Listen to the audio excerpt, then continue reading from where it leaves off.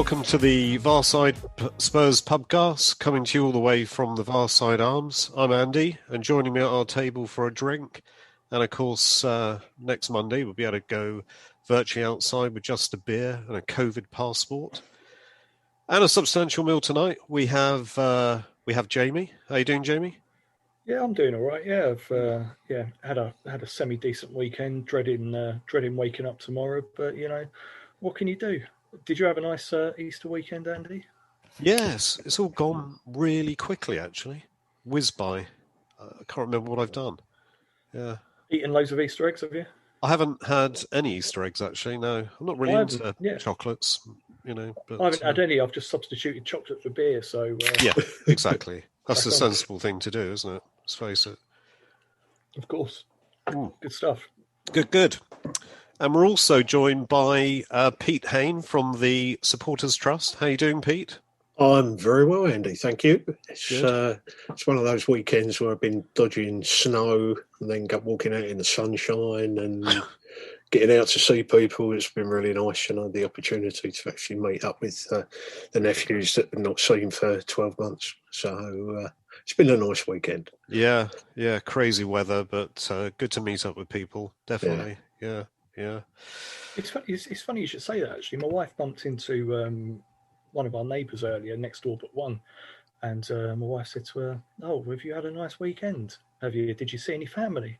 And she was like, "No, I didn't see any family," which was funny because we saw her son and granddaughter in her garden over the weekend, and we also saw the woman out with her granddaughter as well. So she's either got a very short memory, or she may be lying. Yeah, or she may be lying. Yeah, doesn't know what the protocols are in terms of. Yeah, sorry, it's allowed. You can tell us if you met your family because we saw in your bloody garden. Come on.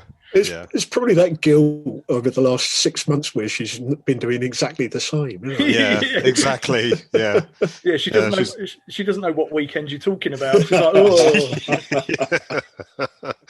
And to be honest, you can't blame people.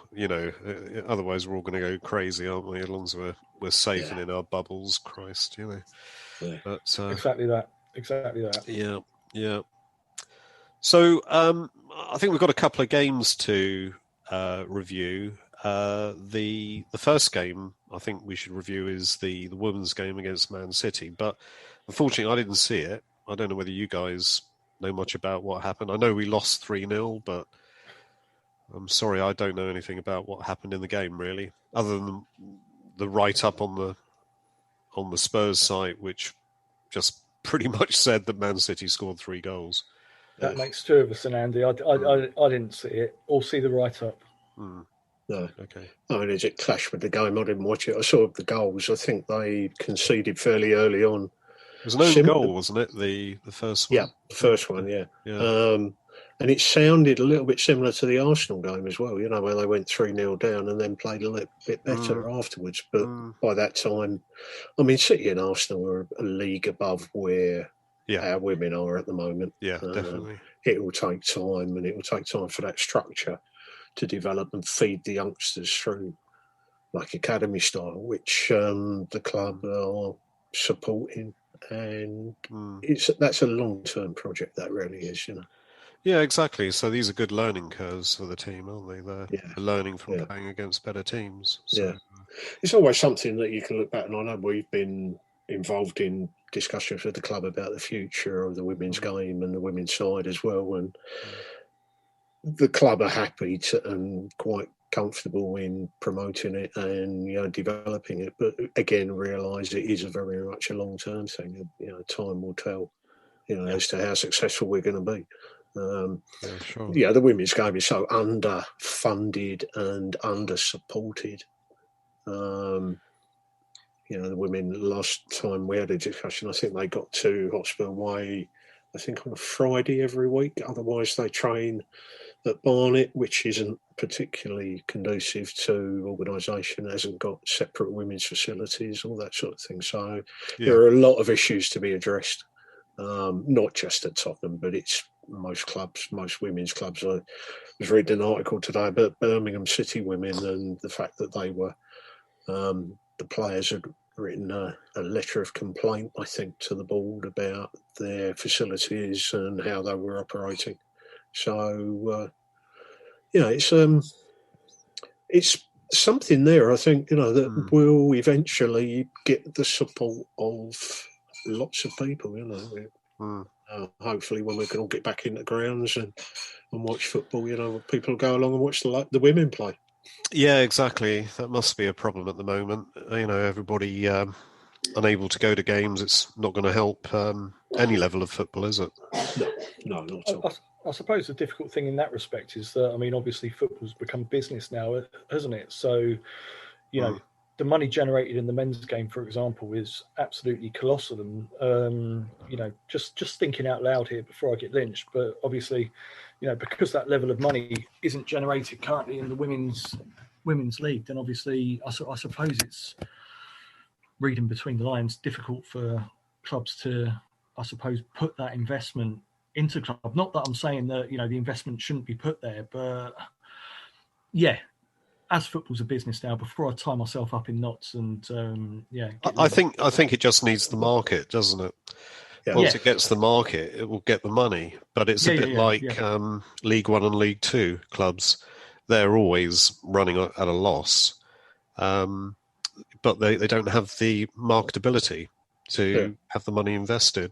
Yeah, the one positive thing is the recent announcement about Sky have come up with the TV rights for the Women's Premier League. And, when you look at the last North London derby that was played at White Hart Lane with, I think it was around about 38,000 fans, there's clearly a market for people to go and watch it.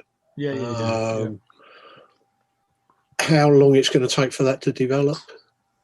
You're clearly probably never going to get to the levels where the women players are going to be paid the equivalent of what Harry Kane is on, or Gareth Bale, or that sort of thing. But there's definitely a market there. If it's promoted well, whether Sky is the vehicle to be able to do that. I think the BBC still have rights to show some games live, and also obviously a package of highlights. But there's definitely a market there. Oh, good. Yeah. Hopefully that will grow. So, moving on from that, guys. Do we have to? Well, I would rather not. I would rather not, to be honest. But I think it leads on to. I think it just leads on to other subjects, though. That's. I think we have to do it. What did you think of the lineup? What do you think of the lineup we put out against Newcastle? I was happy with the lineup. I wrote a few notes as the game was going on, and before the game, I said, "I'm happy with the team." It was you don't change a winning team. They performed well against Villa away from home, and you would expect the players to show the same level of performance to get a result against, in theory, looking at Newcastle's run of results, a game that was eminently winnable. Yeah. Wasn't to me, though. No, it certainly wasn't. What about you, Jamie? What did you think of the lineup? Yeah, I thought the lineup looks okay. It was good seeing Lo Celso back on the team sheet, and then obviously you look at the bench and you've got the likes of Dele there, Bale, Son. Looks good, doesn't it? Yeah, the bench was incredibly strong, wasn't it? I mean, even with sort of Winksy on the bench. But I thought there were a couple of dodgy decisions there yesterday. I'm not quite sure why Vinny came off at half time. Does anyone else know reason for that? Or... I thought that was a bit odd, because I thought he, was putting in a shift, and I don't think he was the problem. But it's a bit of a physical presence against the likes of Newcastle defenders and those bottom of the half teams that are scrapping for their lives. So I would have liked to have seen him on for a bit longer. But I suppose jumping forwards to obviously said there was a couple of dodgy managerial decisions yesterday. But what the fuck was why was Bale brought on the 87th minute? I mean, clearly it's not long enough for any player really to have an impact bringing him on the 87th minute when it's 2-2. It just seemed really bizarre, and I'm sure we'll touch on this, but my head's all over the place with Spurs at the moment. I don't know who to blame. I just don't know what the fuck's going on at the moment. It's just absolutely all over the place. But I suppose we can come back to that after we've dissected the shit show. Yeah, for me, I think our problem is defence. We're not putting together a consistent back four. We're nervous. You look at Sanchez; he looks incredibly nervous on the ball.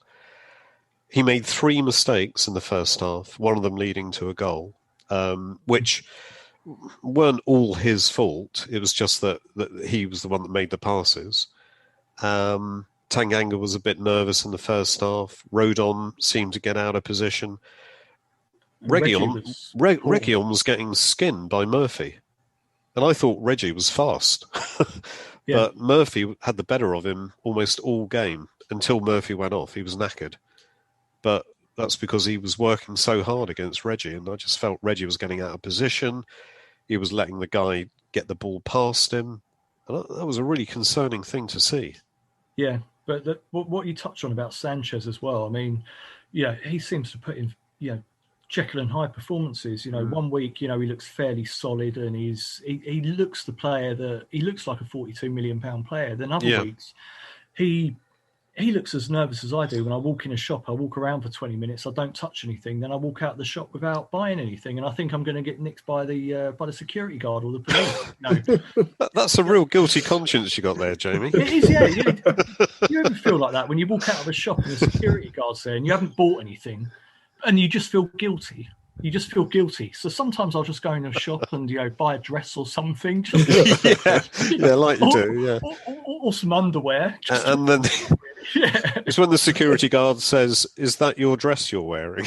Yeah, because you didn't come in wearing that dress. And I guess you just say, "Prove it." Yeah, well, we've got the cameras. You were wearing a nice little pink number when you walked in, and now it's a skimpy little black fishnet. Oh, I'm not going to say. No, it's good. This is, it's 2021, so you can do whatever you like, mate. I thought this was my counselling session tonight, or is this a Spurs podcast? But in a way, it is. Yeah. I think personally, the defence looked shaky as anything. And it was just another game where we just didn't take our chances. We had the chances to kill the game. I mean, I'm just looking here now. We only had 5 shots on target, but we should have been home and dry. Yeah. Way before they got the equaliser. Pete, what are your? I think it was about 5-6 weeks ago. I was on the Spurs show, and it was just towards the end of that bad run. And I said, what he's got to do is work on a spine and stick with the spine, and then play players around it. And to make that spine, you have to decide who your 2 centre backs are going to be. Yeah. And after the Villa game, I thought, good. That's good to see. Solid performance. Yeah. I rate Rodon very, very highly. Yeah. I think there's a player there in Sanchez, but I agree with you, Jamie. 1 week he's brilliant, when next week he's really poor. I mean, his distribution against Villa was really good. Yesterday his distribution was abysmal. Yeah. And I think it then, however he performed, as bad as he was, the others didn't really step up to it. They were always having a look over their shoulder. Where is he? Well, I got a cover for him, that sort of thing. And that creates a very unsettling back four. I think in the longer term, I think they are the pairing that I would stick to. But whether Mourinho is going to really stick with Sanchez or not, I don't know. Who knows? I suppose what's the alternative? Do we slot Tanganga in there? Or, I appreciate what you're saying, Pete, about, you need to have a spine in the team. You need 2 solid centre-backs there week in, week out. Højbjerg, a midfielder in front, and Kane. But, the constant shuffling of the back four must be really unsettling for Hugo as well. Yeah. Because you need to have that confidence of having 2 really solid centre-halves, dominant centre-halves in front of you. And if it's changed